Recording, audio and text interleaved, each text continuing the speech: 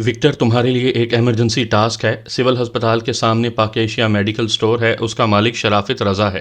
اسے فوری طور پر آف کر دو، ابھی اور اسی وقت، کرمداد خان نے تیز لہجے میں کہا۔ یس، ہو جائے گا، معاوضہ ڈبل ہوگا، دوسری طرف سے کہا گیا۔ معاوضے کی بات مت کیا کرو وکٹر، کام کیا کرو۔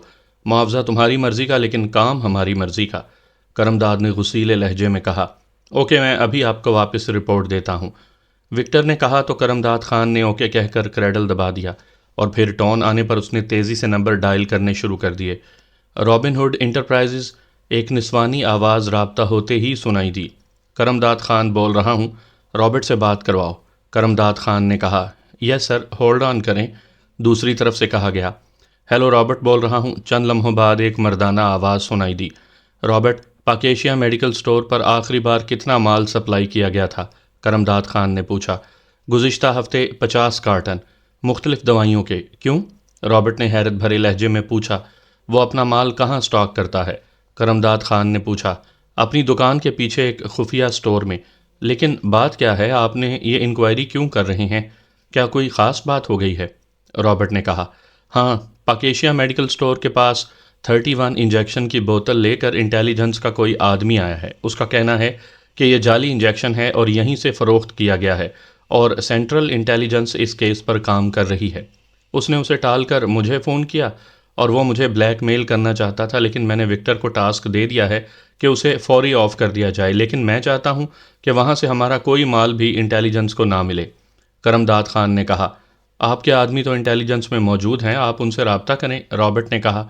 وہ بعد میں ہوگا، لیکن عقل مندی یہی ہے کہ ہم تک پہنچنے کے تمام راستے بند ہو جانے چاہیے، کرمداد خان نے کہا۔ مال تو اس دکان پر بھی رکھا ہوا ہوگا، پھر؟ رابرٹ نے کہا۔ آج رات کو دکان میں آگ لگا دو، سب کچھ جل جانا چاہیے، مکمل طور پر، کرمداد خان نے کہا۔ ٹھیک ہے، ہو جائے گا، رابرٹ نے کہا تو کرمداد خان نے اوکے کہہ کر کریڈل دبایا، اور ایک بار پھر نمبر ڈائل کرنے شروع کر دیے۔ سینٹرل انٹیلیجنس ہیڈ کوارٹر، رابطہ قائم ہوتے ہی ایک آواز سنائی دی۔ میں عظمت اللہ بول رہا ہوں، انسپکٹر اعظم کا بھائی، اس سے بات کروا دیں، کرمداد خان نے لہجے اور آواز بدل کر کہا۔ ہولڈ آن کریں، دوسری طرف سے کہا گیا۔ ہیلو، انسپکٹر اعظم بول رہا ہوں، چند لمحوں بعد ایک مردانہ آواز سنائی دی۔ عظمت بول رہا ہوں، انسپکٹر اعظم، گھر کے نمبر پر فوراً کال کرو، کرمداد خان نے کہا۔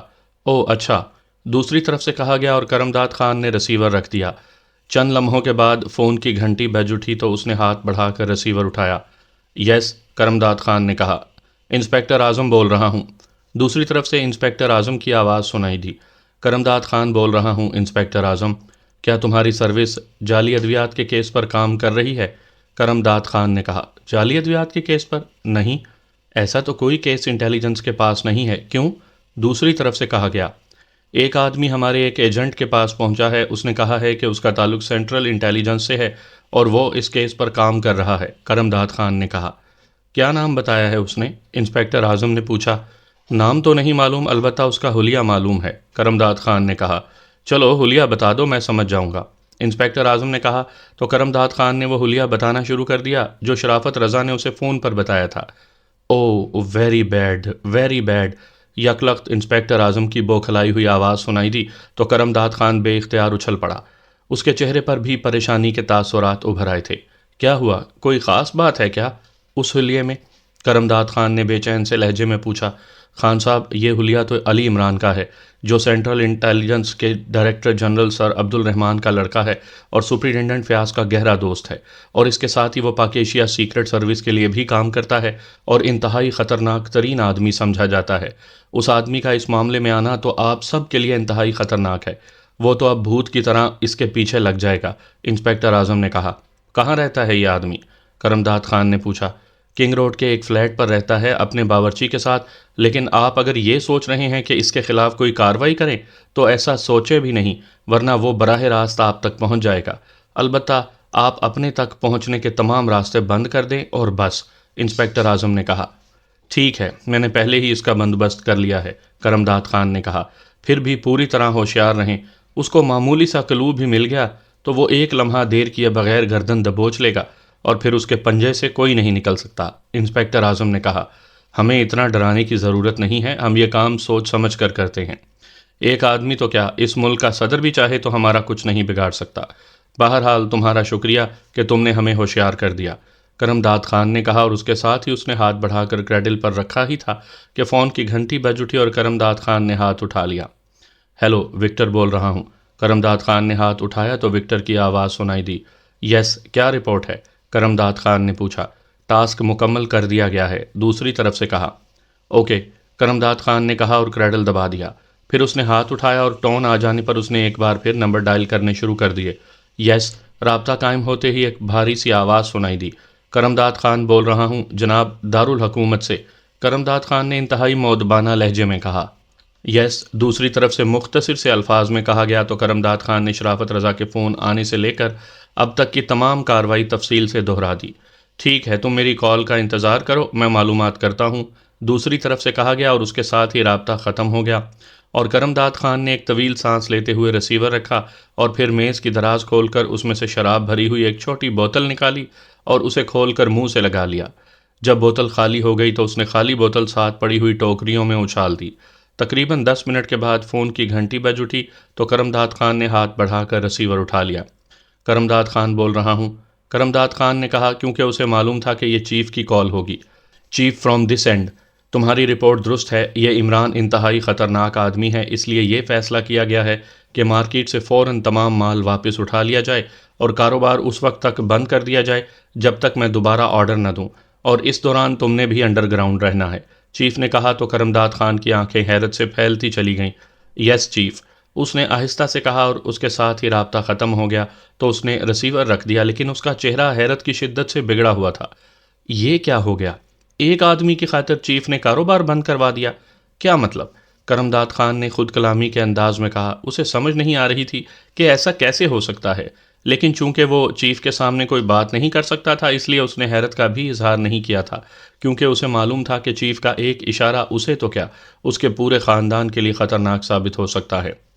لیکن اسے یہ سوچ کر شدید حیرت ہو رہی تھی کہ آخر ایک آدمی اس قدر خطرناک بھی ہو سکتا ہے کہ چیف کام بند کروا دے اور مال واپس منگوا لے۔ بہرحال ہوگا، اب میں کیا کر سکتا ہوں، چیف جانے اور اس کا کام۔ کرم داد خان نے آخر کاندھے اچکاتے ہوئے کہا، اور اس کے ساتھ ہی اس نے ریسیور اٹھایا اور نمبر ڈائل کرنے شروع کر دیے تاکہ مال کی فوری واپسی کے آرڈر دیے جا سکیں۔ سامعین کرام، آپ سن رہے ہیں عمران سیریز کے سلسلے میں ایک دلچسپ کہانی جس کا نام ہے مکروہ جرم۔ یہ اس سلسلے کی قسط نمبر 2 ہے۔ مجھے امید ہے آپ کو میری یہ کاوش پسند آ رہی ہوگی۔ آپ نے اگر ابھی تک میرا چینل مائی وائس سبسکرائب نہیں کیا تو ابھی میرے چینل کو سبسکرائب کر کے بیل نوٹیفیکیشن آن کر لیجئے تاکہ آنے والی ہر نئی کہانی کی اطلاع بر وقت آپ تک پہنچ سکے۔ عمران اپنے فلیٹ میں بیٹھا ایک رسالے کے مطالعے میں مصروف تھا کہ پاس پڑے ہوئے فون کی گھنٹی بج اٹھی۔ سلیمان، جناب آغا سلیمان پاشا صاحب، آ کر دیکھیں کہ کس کی انگلی میں خارش ہو رہی ہے اور اسے کوئی اکسیری نسخہ بتائیں اس خارش کے علاج کے لیے۔ عمران نے رسالے سے نظریں ہٹائے بغیر اونچی آواز میں کہا، آپ خود ہی بتا دیجئے، بغیر فیس کے نسخہ؟ میرے مطلب میں بغیر فیس کے نسخہ نہیں بتایا جاتا۔ باورچی خانے سے سلیمان کا جواب آیا، ارے تم کیسے حکیم ہو کہ بغیر فیس لیے نسخہ ہی نہیں بتا رہے؟ میں نے تو سنا تھا کہ بڑے حکیم دوا بھی دیتے تھے اور ساتھ ہی پھل فروٹ کھانے کے لیے نقد رقم بھی دیا کرتے تھے۔ عمران نے جواب دیا۔ ادھر فون کی گھنٹی مسلسل بجے چلی جا رہی تھی۔ اب وہ زمانہ ختم ہو گیا ہے، اب تو کمرشل دور ہے، اس لیے فیس پہلے اور نسخہ بعد میں۔ اس بار سلیمان کی آواز دروازے کے قریب سے سنائی دی، چلو فیس مجھ سے لے لینا، غریب کو نسخہ تو بتا دو۔ عمران نے اسی طرح رسالے پر نظریں جمائے ہوئے کہا اور سلیمان نے آگے بڑھ کر ریسیور اٹھا لیا۔ سلیمان بول رہا ہوں، سلیمان نے کہا۔ ٹائیگر بول رہا ہوں، عمران صاحب فلیٹ پر ہیں؟ دوسری طرف سے ٹائیگر کی آواز سنائی دی۔ لیجئے، یہ آپ کا مریض ہے ٹائیگر، انسان ہوتا تو میرا مریض ہوتا۔ سلیمان نے فون پیس پر ہاتھ رکھ کر کہا تو عمران بے اختیار ہنس پڑا۔ اس نے ہاتھ بڑھا کر ریسیور سلیمان کے ہاتھ سے لے لیا اور سلیمان خاموشی سے واپس چلا گیا۔ علی عمران بول رہا ہوں، عمران نے کہا۔ ٹائیگر بول رہا ہوں، باس، پاکیشیا میڈیکل سٹور کے مالک شرافت رضا کو وہیں دکان پر ہی گولی مار دی گئی ہے۔ جب وہاں پہنچا تو وہاں پولیس موجود تھی۔ میں نے حالات معلوم کیے تو بتایا گیا کہ اچانک دکان کے سامنے ایک سرخ رنگ کی بغیر نمبر پلیٹ کی کار آ کر رکی اور پھر کار کے اندر سے ہی شرافت رضا پر فائر کیا گیا اور فائر بھی اس کی کن پٹی پر لگا اور وہ ختم ہو گیا۔ جب تک لوگ سنبھلتے کار آگے جا کر غائب ہو چکی تھی۔ ٹائیگر نے تفصیل بتاتے ہوئے کہا۔ اوہ، اس کا مطلب ہے کہ یہ واقعی مافیا ہے، عمران نے کہا۔ باس، مافیا کا کیا مطلب؟ ٹائیگر نے حیران ہو کر پوچھا۔ جعلی ادویات تیار کرنے والا مافیا، اور یہ پاکیشیا میڈیکل سٹور سے جعلی ادویات فروخت ہوتی تھی۔ میں نے اس سے معلومات حاصل کرنے کے لیے اپنا تعارف انٹیلیجنس آفیسر کے طور پر کرایا، اور شاید اسی تعارف نے اس کی زندگی لے لی۔ ٹھیک ہے، اب کوئی اور کلو تلاش کرنا پڑے گا۔ خدا حافظ، عمران نے کہا، اور پھر اس نے ریسیور رکھ دیا۔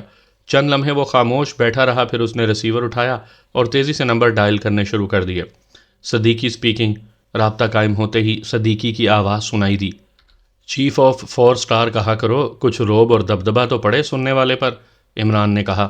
او عمران صاحب، آپ پر روب آج تک نہیں پڑ سکا تو دوسروں پر کیا پڑے گا؟ ویسے آج کیسے فون کیا؟ صدیقی نے ہنستے ہوئے کہا۔ ریسیور اٹھایا، تمہارے فون کے نمبر گھمائے اور تمہاری مودبانہ سی آواز سنائی دینے لگی، عمران نے جواب دیا تو صدیقی بے اختیار کھلکھلا کر ہنس پڑا۔ ہمیں تو ویسے بھی لہجہ مودبانہ رکھنا پڑتا ہے کہ کہیں چیف کا فون نہ ہو۔ میرا مطلب یہ نہیں تھا کہ آپ مجھے بتائیں کہ فون کرنے کا پروسیجر کیا ہے، میں تو یہ پوچھ رہا تھا کہ فون کرنے کا کوئی خاص مقصد ہے، صدیقی نے ہنستے ہوئے کہا۔ مجھے دراصل چیف آف 4 اسٹار سے ایک درخواست کرنی تھی، لیکن اب تم ہی بتاؤ کہ جب چیف خود ہی درخواست کرنے والے لہجے میں بول رہا ہوں تو درخواست کرنے والے کو تو پھر گڑ گڑانا پڑے گا، اور گڑ گڑاہٹ کی آواز باورچی خانے میں موجود اگر سلیمان پاشا کے کانوں تک گئی تو وہ جو میرے نام کا روب ڈال کر ادھار لے آتا ہے وہ بھی بند ہو جانا ہے۔ عمران کی زبان رواں ہو گئی اور صدیقی ایک بار پھر ہنس پڑا۔ چلیے، اگر آپ کی یہی خواہش ہے تو میں چیف آف 4 اسٹار بن جاتا ہوں، بولو کیا بات ہے؟ صدیقی نے بات کرتے کرتے آخر میں روب دار لہجے میں کہا۔ سنگل کمرے کا ریٹ بتا دیجئے، عمران نے بڑے اطمینان بھرے لہجے میں کہا۔ سنگل کمرے کا ریٹ کیا مطلب؟ صدیقی واقعی عمران کی بات کا مطلب نہیں سمجھ سکا تھا۔ آج تک 5 اور 6 اسٹار ہوٹلوں میں قیام رہا ہے، اب ذرا غربت کا دور آ گیا ہے، اس لیے چلو 4 اسٹار سے بھی کام بن جائے گا، اس لیے سنگل کمرے کا ریٹ پوچھ رہا تھا، عمران نے جواب دیا تو صدیقی اس بار کافی دیر تک ہنستا رہا۔ آپ اپنے فلیٹ سے بول رہے ہیں؟ صدیقی نے کہا۔ یہ میرا نہیں جناب، سپر فیاض کا فلیٹ ہے۔ اگر اس نے سن لیا کہ قبضے کے ساتھ ساتھ اب میں نے فلیٹ کی ملکیت کا اعلان کرنا شروع کر دیا ہے تو اس نے ایک لمحے میں مجھے کان سے پکڑ کر باہر نکال دینا ہے، اور پھر مجھے 4 اسٹارز تو کیا 3 اسٹار ہوٹل میں بھی جگہ کسی نے نہیں دینی، عمران نے جواب دیا۔ میں وہیں آپ کے پاس ہی آ رہا ہوں، صدیقی نے کہا، اور اس کے ساتھ ہی رابطہ ختم ہو گیا۔ لو، یہ تو زبردستی ہو گئی، مان نہ مان میں تیرا مہمان، اب آغا سلیمان پاشا کو کیا کہوں؟ عمران نے اونچی آواز میں بڑبڑاتے ہوئے کہا تاکہ اس کی آواز سلیمان کے کانوں تک پہنچ جائے۔ صدیقی صاحب معزز مہمان ہیں، ان کی خدمت تو ہو جائے گی، لیکن آپ نے خاموش رہنا ہے، بھلے لوگوں کی طرح جو دوسروں کو کھلا کر خود صرف خوش ہوتے رہتے ہیں۔ باورچی خانے سے سلیمان کی آواز سنائی دی۔ ارے کہیں تم نے ڈیکٹا فون تو نصب نہیں کروا رکھا کہ میری بڑبڑاہٹ بھی تم وہاں بیٹھے سن لیتے ہو؟ عمران نے حیرت بھرے لہجے میں کہا۔ ڈکٹا فون نہیں، لاؤڈ سپیکر کہیں، سلیمان نے جواب دیا، اور عمران اس کے خوبصورت جواب پر بے اختیار ہنس پڑا۔ تقریباً 15 منٹ کے بعد کال بیل بج اٹھی تو سلیمان باورچی خانے سے نکل کر بیرونی دروازے کی طرف بڑھ گیا اور عمران نے رسالہ بند کر کے میز پر رکھ دیا۔ چند لمحوں بعد دروازہ کھلنے کے ساتھ ساتھ صدیقی کی آواز سنائی دی، وہ سلیمان کے ساتھ سلام دعا کر رہا تھا۔ السلام علیکم، چند لمحوں بعد صدیقی نے سٹنگ روم میں داخل ہوتے ہوئے کہا۔ وعلیکم السلام، تم نے اچھا کیا کہ آغا سلیمان پاشا سے باقاعدہ سلام دعا کر لی، اب کم از کم تمہارے ساتھ ساتھ مجھے بھی کچھ کھانے پینے کو مل جائے گا۔ سلیمان سلام دعا کرنے والوں کا بڑا لحاظ کرتا ہے، عمران نے اٹھ کر صدیقی کا استقبال کرتے ہوئے کہا۔ سلیمان ویسے بھی ہمارا آپ سے زیادہ خیال رکھتا ہے۔ ہاں، اب آپ بتائیں کہ آپ نے فون کیوں کیا تھا؟ کیا کوئی خاص مسئلہ ہے جو آپ فون پر بتاتے ہوئے ہچکچا رہے تھے؟ صدیقی نے کرسی پر بیٹھتے ہوئے کہا تو عمران بے اختیار ہنس پڑا۔ ارے تو تم اس لیے یہاں آئے ہو؟ ایسی تو کوئی بات نہیں، وہ تو بس کافی دیر سے میری زبان کھجلا رہی تھی۔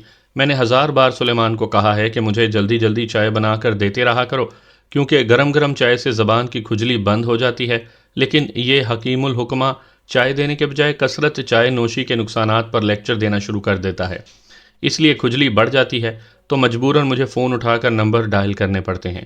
اب یہ قسمت کی بات ہے کہ کس کے نمبر ڈائل ہو جائیں اور وہ میرے اقوال زریں سے مستفید ہوتا رہے، عمران نے ایک بار پھر مسلسل بولتے ہوئے کہا، اور صدیقی بے اختیار ہنس پڑا۔ آپ سے کوئی بات آپ کی مرضی کے بغیر پوچھ لینا واقعی ناممکن ہے، صدیقی نے کہا، اور اسی لیے سلیمان ٹرالی دھکیلتا ہوا اندر آیا اور اس نے کافی کے برتن میز پر لگانے شروع کر دیے، ساتھ ہی سنیکس کی پلیٹیں بھی تھیں۔ ارے ارے، کچھ باقی بھی چھوڑا ہے یا پورے مہینے کا راشن اٹھا لائے ہو؟ عمران نے آنکھیں پھاڑ پھاڑ کر سنیکس کو دیکھتے ہوئے کہا۔ اگر آپ وعدہ کر لیں کہ پورا مہینہ اتنے راشن پر گزارا کر لیں گے تو پھر سمجھیں 20 سال کا سٹاک موجود ہے، سلیمان نے جواب دیا تو صدیقی بے اختیار کھلکھلا کر ہنس پڑا۔ 20 سال؟ او ویری گڈ، اس کا مطلب ہے کہ آئندہ 20 سالوں تک ادھار نہیں لینا پڑے گا، عمران نے کہا۔ جی نہیں، بلکہ صرف واپس کرنا پڑے گا، سلیمان نے بڑے معصوم سے لہجے میں کہا اور ٹرالی دھکیلتا ہوا واپس چلا گیا، اور اس بار صدیقی کے ساتھ ساتھ عمران بھی سلیمان کے اس خوبصورت اور تیکھے جواب پر بے اختیار ہنس پڑا۔ صدیقی، یہ بتاؤ کہ کیا تمہیں کبھی اطلاع ملی ہے کہ یہاں ہمارے ملک میں جعلی ادویات بھی تیار کی جاتی ہیں اور انہیں فروخت کیا جاتا ہے؟ عمران نے کافی کی پیالی اٹھاتے ہوئے کہا تو صدیقی بے اختیار چونک پڑا۔ جعلی ادویات؟ یہ کیسے ہو سکتا ہے عمران صاحب کہ ادویات بھی جعلی بنائی جائیں؟ یہ تو صریحاً موت بن جائے گی، یہ تو دوسرے کو قتل کرنا ہے، صدیقی نے کہا۔ اس کا مطلب ہے کہ تمہیں معلوم نہیں، میرے بھی یہی خیالات تھے جو تمہارے ہیں، لیکن یہ کام بہت وسیع پیمانے پر ہو رہا ہے اور باقاعدہ مافیا بنا ہوا ہے، عمران نے کہا۔ اوہ، یہ تو انتہائی مکروہ جرم ہے عمران صاحب، یہ تو چند روپیوں کی خاطر لاکھوں معصوم لوگوں کا قتل عام ہے، صدیقی نے ہونٹ چباتے ہوئے کہا۔ ہاں، اور اسی لیے میں چیف آف 4 سٹار سے بات کرنا چاہتا تھا کہ ملک میں یہ کام ہو رہا ہے اور 4 سٹارز شاید پردہ اسکرین کے سٹار بنے ہوئے ہیں، عمران نے منہ بناتے ہوئے کہا۔ آپ کی بات درست ہے، یہ واقعی ہماری کوتاہی ہے، اس قدر خوفناک جرم معاشرے میں ہو رہا ہو اور اتنے بڑے پیمانے پر، اور ہمیں اس کا علم ہی نہ ہو، ریئلی ویری بیڈ۔ اصل میں ہمیں آج تک بازار سے نہ دوا خریدنی پڑی ہے اور نہ ہمیں معلوم ہوا ہے۔ بہرحال اب اس کا کوئی نہ کوئی کلو ڈھونڈ لیں گے ہم، صدیقی نے کہا۔ کلو ڈھونڈا تھا لیکن اس کلو کو فوراً ہی دفن کر دیا گیا، عمران نے کہا تو صدیقی چونک پڑا۔ کیا مطلب؟ میں سمجھا نہیں آپ کی بات، صدیقی نے حیرت بھرے لہجے میں کہا تو عمران نے ہوٹل شب روز کے ویٹر کے بیٹے کی موت کی خبر ملنے سے لے کر اس کے گھر تعزیت کے لیے جانے اور پھر وہاں سے انجیکشن کا علم ہونے سے لے کر اب ٹائیگر کی اطلاع تک ساری تفصیل بتا دی۔ وہ انجیکشن کی خالی شیشی ہے آپ کے پاس؟ صدیقی نے چونک کر کہا۔ ہاں، لیکن اس کا کیا کرو گے؟ اس پر کوئی پتہ تو درج نہیں ہے، اور یہ لوگ اس معاملے میں اس قدر حساس ہیں کہ انہوں نے فوراً ہی اس شرافت رضا کو سر عام گولی سے اڑا دیا ہے، عمران نے کہا۔ اس کا تو واقعی یہ مطلب ہے کہ یہ کام بہت بڑے اور انتہائی منظم انداز میں ہو رہا ہے، صدیقی نے کہا۔ ہاں، پہلے میرا خیال تھا کہ شاید کوئی ایک بے ضمیر انسان چھوٹے موٹے پیمانے پر یہ کام کر رہا ہوگا، لیکن شرافت رضا کے اس طرح فوری قتل سے میں اس نتیجے پر پہنچا ہوں کہ یہ واقعی مافیا ہے، اس لیے تو میں نے تم سے بات کی ہے تاکہ اس کے خلاف 4 سٹارز کے تحت باقاعدہ کام کیا جائے، عمران نے کہا۔ آپ فکر نہ کریں عمران صاحب، اس قدر گھناؤنے جرم کے خلاف کام ضرور ہوگا اور میں جلد ہی آپ کو خوشخبری سناؤں گا، صدیقی نے کہا۔ لیکن تم نے اس سلسلے میں کیا پلاننگ بنائی ہے؟ عمران نے کہا۔ فی الحال تو جو انجیکشن آپ دیں گے ایسا جا کر میڈیکل سٹوروں سے خریدوں گا، کہیں نہ کہیں تو جعلی مل جائے گا، پھر وہاں سے کام آگے بڑھا دیں گے، صدیقی نے کہا۔ نہیں، وہ لوگ خریدار دیکھ کر کام کرتے ہیں، جب وہ ویٹر سلامت گیا تو اس پاک ایشیا میڈیکل سٹور والوں نے اسے جعلی انجیکشن دے دیا، جبکہ میں گیا تو انہوں نے اصل دے دیا، اس لیے تمہیں کہیں سے بھی جعلی انجیکشن نہیں ملے گا، البتہ اس کام کے لیے سلیمان کو استعمال کیا جا سکتا ہے، عمران نے کہا، اور پھر اس نے سلیمان کو آواز دی۔ جی صاحب، دوسرے لمحے سلیمان دروازے پر پہنچ گیا۔ سلیمان، جعلی ادویات کا انتہائی بھیانک جرم ہو رہا ہے، ہزاروں مریض ان جعلی ادویات سے مر رہے ہیں، ہم چاہتے ہیں کہ اس کے خلاف کام کریں لیکن کوئی کلو نہیں مل رہا، ایک انجیکشن جعلی ملا ہے، میں نے اس دکان پر جا کر بات کی جہاں سے وہ خریدا گیا تھا تو اس آدمی کو گولی مار دی گئی ہے، تم ایسا کرو کہ یہی انجیکشن شہر کے مختلف سٹوروں سے خریدو، اس کے اصل اور جعلی کی نشانی میں تمہیں بتا دوں گا، جہاں سے تمہیں جعلی ملے تم نے اس دکان کی نشاندہی کرنی ہے، عمران نے انتہائی سنجیدہ لہجے میں تفصیل بتاتے ہوئے کہا۔ میں نے بھی سنا ہے صاحب کہ آج کل جعلی ادویات بہت بک رہی ہیں، لیکن میں نے کبھی اس پر غور نہیں کیا تھا، ویسے اگر آپ کہیں تو میں ابھی فون کر کے معلوم کر سکتا ہوں کہ مارکیٹ میں کس دکان پر یہ جعلی ادویات فروخت ہو رہی ہیں، سلیمان نے انتہائی سنجیدہ لہجے میں جواب دیتے ہوئے کہا۔ کیا فون پر وہ لوگ مان جائیں گے کہ وہ جعلی ادویات فروخت کرتے ہیں؟ عمران نے حیرت بھرے لہجے میں پوچھا۔ جی نہیں، دراصل مارکیٹ میں ایک جنرل سٹور کا مالک میرا دوست ہے، اس کا بیٹا کسی دوا فروش کمپنی میں ملازم ہے، ایک روز وہ مجھے کہہ رہا تھا کہ اس کے بیٹے نے یہ کام چھوڑ دیا ہے کیونکہ اب اصل دوا کی مانگ کم ہے اور نقل کی زیادہ ہے، اور وہ نوجوان نقل فروخت نہیں کرنا چاہتا تھا، اسے یقیناً معلوم ہوگا کہ کس کس دکان میں یہ ادویات فروخت ہوتی ہیں، سلیمان نے کہا۔ ٹھیک ہے، معلوم کرو، چلو کام کے لیے کوئی سرا تو ملے، عمران نے کہا تو سلیمان نے آگے بڑھ کر ریسیور اٹھایا اور نمبر ڈائل کرنے شروع کر دیے۔ عمران نے ہاتھ بڑھا کر لاؤڈر کا بٹن پریس کر دیا۔ Hello, super general store. رابطہ قائم ہوتے ہی ایک مردانہ آواز سنائی دی۔ سلیمان پاشا بول رہا ہوں، اسلم شاہ۔ سلیمان نے بڑے بے تکلفانہ لہجے میں کہا۔ اوہ سلیمان پاشا، تم خیریت؟ کیسے فون کیا؟ دوسری طرف سے بھی اسی بے تکلفانہ لہجے میں کہا گیا۔ تمہارا بیٹا مراد آج کل کیا کر رہا ہے؟ کہیں نوکری ملی ہے اسے یا نہیں؟ سلیمان نے کہا۔ ہاں ملی تو ہے، سگریٹ ایجنسی میں، کیونکہ دوا فروش کمپنی کا حال تو تم جانتے ہو، لیکن تم کیوں پوچھ رہے ہو؟ اسلم شاہ نے کہا۔ میری ایک دوا فروش کمپنی کے مالک سے بات ہوئی تھی، اس نے کہا تھا کہ اسے نوجوانوں کی ضرورت ہے۔ میں نے اسے کہا کہ میرے دوست کا بیٹا یہ کام کرتا ہے، لیکن اس کا تو کہنا ہے کہ مارکیٹ میں اصل کے بجائے نقلی ادویات کی زیادہ مانگ ہے، اس لیے وہ کام نہیں کر سکتا۔ تو اس پر اس نے کہا کہ وہ اصل دوا سیل کرتے ہیں، نقلی نہیں، اور اس نے یہ بھی کہا کہ نقلی ادویات کی صرف لوگوں نے افواہ پھیلائی ہوئی ہے۔ نقلی ادویات بھلا کون بنا سکتا ہے اور کون فروخت کر سکتا ہے؟ سلیمان نے بڑے ماہرانہ انداز میں بات کو آگے بڑھاتے ہوئے کہا۔ وہ غلط کہہ رہا ہے، مجھے مراد نے بتایا ہے کہ 90% جعلی ادویات فروخت کی جا رہی ہیں، لیکن کوئی زبان سے یہ بات نہیں نکال سکتا۔ جو نکالتا ہے اسے گولی مروا دی جاتی ہے۔ اس نے بتایا ہے کہ بڑے بڑے بااثر لوگ اس دھندے میں ملوث ہیں۔ اسلم شاہ نے جواب دیا۔ مراد نے کوئی دکان بھی بتائی ہے جہاں نقلی ادویات فروخت ہوتی ہیں، یا اس نے یہ کام نہ کرنے کا بہانہ کیا ہے؟ سلیمان نے کہا۔ ایک دکان؟ کسی ایک آدھ دکان پر یہ کام نہ ہوتا ہوگا، باقی سب پر ہوتا ہے۔ انہوں نے اس کے لیے باقاعدہ کوڈ بنا رکھے ہیں۔ تم ایسا کرو کہ گھر فون کر لو، مراد اس وقت گھر ہی ہوگا، اور وہ تمہیں پوری تفصیل بتا دے گا، اور اسے تم اس کمپنی کا نام بھی بتا دینا، وہ تمہیں خود ہی بتا دے گا کہ یہ کمپنی کیسی ہے۔ اسلم شاہ نے کہا، اور ساتھ ہی ایک فون نمبر بتا دیا۔ ٹھیک ہے، میں خود مراد بیٹے سے بات کر لیتا ہوں، سلیمان نے کہا اور ریسیور رکھ دیا۔ اس مراد سے معلومات مل سکتی ہیں؟ عمران صاحب صدیقی نے کہا۔ ہاں مل تو سکتی ہیں، لیکن یہ مارا جائے گا، اور میں نہیں چاہتا کہ یہ نوجوان صرف اس لیے ہلاک کر دیا جائے کہ اس نے ہمیں کوئی کلو دیا ہے، عمران نے کہا۔ میں مراد سے کسی ایک دکان کے بارے میں پوچھ لیتا ہوں، سلیمان نے کہا۔ چلو کوشش کر لو، شاید کچھ پتہ چل جائے، عمران نے کہا۔ لیکن میں اسے کون سی کمپنی بتاؤں؟ سلیمان نے کہا۔ اچھا تم جاؤ، میں خود تمہاری آواز اور لہجے میں بات کر لیتا ہوں، عمران نے کہا تو سلیمان سر ہلاتا ہوا واپس چلا گیا۔ عمران نے ریسیور اٹھایا اور اسلم شاہ کے بتائے ہوئے نمبر ڈائل کرنے شروع کر دیے۔ جی کون صاحب؟ ایک مردانہ آواز سنائی دی، لیکن لہجہ بتا رہا تھا کہ بولنے والا نوجوان آدمی ہے۔ مراد بول رہے ہو؟ میں تمہارے والد کا دوست سلیمان پاشا بول رہا ہوں، عمران نے سلیمان کے آواز اور لہجے میں کہا۔ او سلیمان انکل، آپ خیریت؟ کیا ڈیڈی دکان پر نہیں ہیں جو آپ نے گھر فون کر لیا؟ دوسری طرف سے حیرت بھرے لہجے میں کہا گیا۔ انہوں نے ہی تو مجھے گھر کا نمبر دیا ہے۔ دراصل میری ملاقات ایک دوا ساز کمپنی کے مالک سے ہو گئی۔ میں نے اس سے تمہارے بارے میں بات کی تو اس نے کہا کہ اسے تم جیسے نوجوانوں کی ضرورت ہے اور وہ تمہیں معقول تنخواہ بھی دے گا۔ لیکن جب میں نے اسے کہا کہ مراد بیٹا نقلی ادویات کا دھندا نہیں کرنا چاہتا، تو اس نے کہا کہ نقلی ادویات نہ بنتی ہیں نہ فروخت ہوتی ہیں، یہ صرف پروپیگنڈا ہے، عمران نے کہا۔ کس کمپنی کا مالک تھا وہ؟ مراد نے پوچھا۔ میشنل نام بتا رہا تھا۔ میں نے اسے پوچھا کہ کہیں نیشنل تو نہیں، لیکن اس نے کہا نیشنل نہیں بلکہ میشنل۔ اب مجھے یہ معلوم نہیں کہ یہ کس قسم کا نام ہے، عمران نے سلیمان کی آواز میں کہا۔ انکل سلیمان، یہ نام تو خود بتا رہا ہے کہ یہ کمپنی نیشنل والوں کی جعلی ادویات تیار کرتی ہے۔ نیشنل کی نقل میشنل، مراد نے ہنستے ہوئے کہا۔ لیکن یہ جعلی ادویات کہاں بکتی ہیں؟ کون بیچتا ہے انہیں اور کون خریدتا ہے؟ یہ تو سراسر موت ہے، عمران نے کہا۔ انکل ویسے تو ہر دکاندار یہ کام کرتا ہے، لیکن زیادہ تر دکاندار بے ضرر قسم کی جعلی ادویات فروخت کرتے ہیں۔ میرا مطلب ہے کھانسی کا شربت کسی مشہور کمپنی کا ہوا تو اس کی نقل بنا دی، اس سے آدمی مرتا نہیں، بس کھانسی بڑھ جاتی ہے۔ اسی طرح بے شمار ادویات ہیں، لیکن بعض تو واقعی بے پناہ ظلم کرتے ہیں کہ جان بچانے والی ادویات جعلی فروخت کرتے ہیں، جس سے واقعی مریض بچنے کے بجائے مر جاتا ہے۔ ایک انجیکشن ہے جو آخری لمحات میں مریض کو لگایا جاتا ہے اور اکثر لوگ اس انجیکشن کی وجہ سے بچ جاتے ہیں۔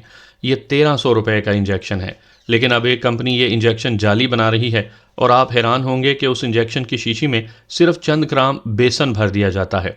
اب آپ خود بتائیں انکل کہ بیسن کو پانی میں ملا کر جب مریض کو جو آخری سانس لے رہا ہو انجیکٹ کیا جاتا ہوگا تو ایسا مریض بچ سکتا ہے، لیکن چونکہ مریض کے آخری لمحات ہیں یہ انجیکشن کام کرتا ہے، اس لیے بس یہ کہہ دیا جاتا ہے کہ مریض کی زندگی نہیں تھی، اور چند پیسوں کا بیسن 1300 روپے میں بک جاتا ہے۔ یہ تو میں نے آپ کو ایک مثال دی ہے، ایسے ہزاروں کام ہو رہے ہیں، مراد نے کہا۔ اس انجیکشن کا نام کیا ہے اور یہاں کون فروخت کرتا ہے اسے؟ عمران نے پوچھا تو مراد نے انجیکشن کا نام بتا دیا۔ انکل میں صرف آپ کو بتا رہا ہوں، ورنہ یہ بات منہ سے نکالنے والے کو یہ لوگ زندہ نہیں چھوڑتے۔ ایسی ادویات یہاں کا ایک مشہور میڈیکل سٹور ہے جس کا نام پاکیشیا میڈیکل سٹور ہے، وہ فروخت کرتا ہے، مراد نے کہا۔ اس کے علاوہ اور کوئی؟ عمران نے پوچھا۔ ایک اور میڈیکل سٹور ہے، شاہی میڈیکل سٹور کینٹ میں ہے، وہ 2 نمبر کا دھندا کرتا ہے، بلکہ میں نے تو سنا ہے کہ اس کا مالک سیٹھ اسلم یہ ادویات بنانے والوں کا ساتھی بھی ہے، لیکن چونکہ وہ بہت بڑا آدمی ہے اس لیے کوئی اس کا نام بھی زبان پر نہیں لا سکتا، مراد نے کہا۔ ٹھیک ہے، پھر تم سگریٹ ایجنسی والا ہی کام کرتے رہو، خدا حافظ، عمران نے کہا اور رسیور رکھ دیا۔ اس سیٹھ اسلم سے آغاز کیا جائے، صدیقی نے کہا۔ تم ایسا کرو کہ اس سیٹھ اسلم کو اغوا کر کے رانا ہاؤس لے آؤ، میں اس سے خود معلومات حاصل کرنا چاہتا ہوں، عمران نے کہا۔ ٹھیک ہے، میں آپ کو رانا ہاؤس سے فون کر دوں گا، صدیقی نے اٹھتے ہوئے کہا، اور عمران نے اسبات میں سر ہلا دیا اور صدیقی سٹنگ روم سے نکل کر تیز تیز قدم اٹھاتا بیرونی دروازے کی طرف بڑھتا چلا گیا۔